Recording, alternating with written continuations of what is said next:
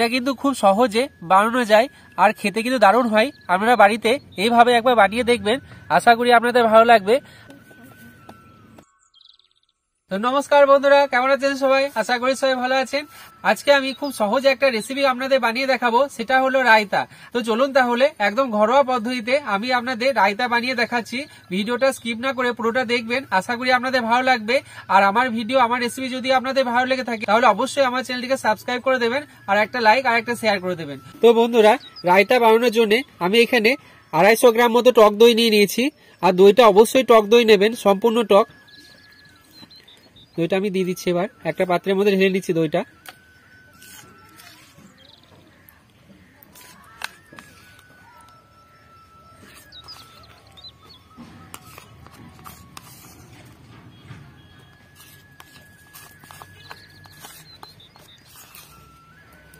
আমি এখানে 1/2 কাপ মতো জল নিয়ে নিয়েছি একটু পাতলা করার জন্য।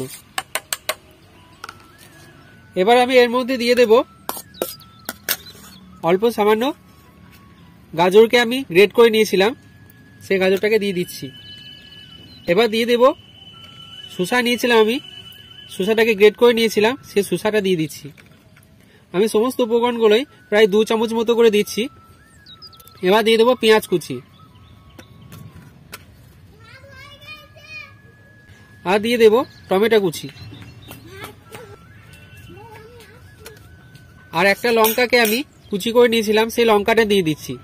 ঝালটা আপনারা আপনাদের ইচ্ছা মতো দেবেন। দিয়ে দেব 1 চামচ মতো বিট লবণ। বিট লবণটা অবশ্যই দেবেন, বিট লবণটা দিলে এটা খেতে আরো ভালো হয়। আর দিয়ে দেব 1 চামচ মতো জিরে আর ধনেকে আমি ভেজে এটাকে গুঁড়ো করে নিয়েছিলাম, সেটা আমি দিয়ে দিচ্ছি। এবার দিয়ে দেব আধা চামচ মতো লঙ্কা গুঁড়ো। এবার দেব স্বাদ মতো নুন। এবার অল্প সামান্য চিনি দিয়ে দেব, আর দিয়ে দেব 1 চামচ মতো চাট মশলা।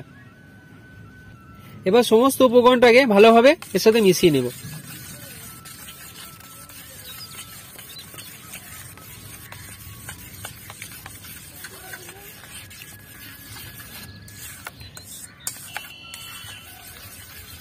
এবার এটাকে খুব ভালোভাবে মিশিয়ে নিতে হবে। চিনিটা, লবণটা আর যে সমস্ত আমি মশলাগুলো দিয়েছিলাম, সমস্ত মশলা যাতে ভালোভাবে মিশে যায়, এভাবে আমি 2 মিনিট মতো ভালোভাবে ঘুরিয়ে ঘুরিয়ে মিশিয়ে নেব।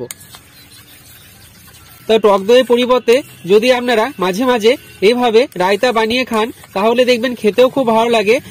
এরকম রায়তা বানিয়ে শুধুমাত্র যে বিরিয়ানি, ফ্রাইড রাইস, পোলাও বা পরোটার সাথে খাওয়া যায় তাই নয়, যদি আপনারা গরম ভাতে খান তাহলে এটা কিন্তু খেতেও সত্যিই খুব ভালো লাগে।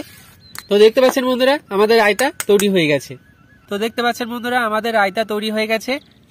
আমি ওপরে সামান্য লঙ্কা গুঁড়ো ছিটিয়ে দিয়েছি যাতে দেখতে ভালো লাগে। পোলাও, ফ্রাইড রাইস থেকে শুরু করে বিরিয়ানি সবকিছুর সাথে খেতে ভালো লাগে। এমনকি সাদা ভাতের সাথে যদি খান তাহলে আরো ভালো লাগবে।